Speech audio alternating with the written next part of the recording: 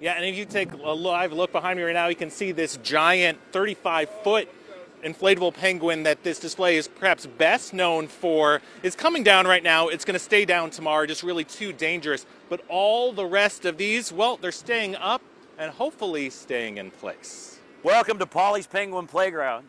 Every year since 2003 at this Olathe home for kids of all ages, Christmas is in the air. A little bit of breeze gives it life.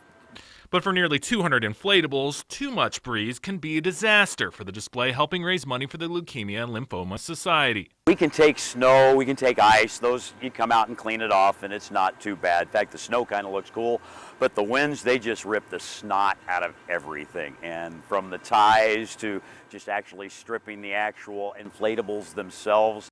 In one windstorm, Paul Craig's so-named 35-foot Penguinzilla was no longer a flightless bird. And it snapped like a twig last year, like a little piece of thread. So I've added another dozen, if not another 16 tie points. And 25-foot Junior already fell victim to winds this month. Just knowing that it's going to be windy tomorrow, we thought that, oh man, I hope they are tied down and available and they don't fly away, because it's such a cool experience to the kids to come out. Even with the high wind warning, the Penguins will be full of air.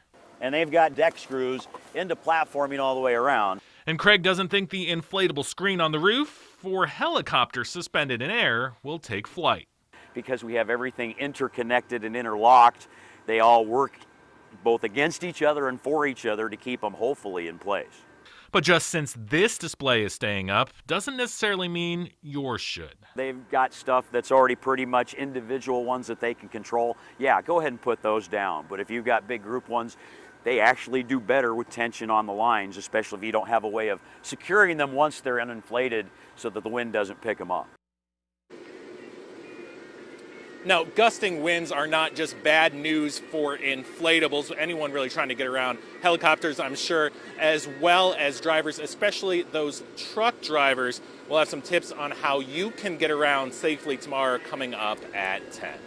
All right, Dave DeMarco live in Olathe tonight. Thanks, Dave.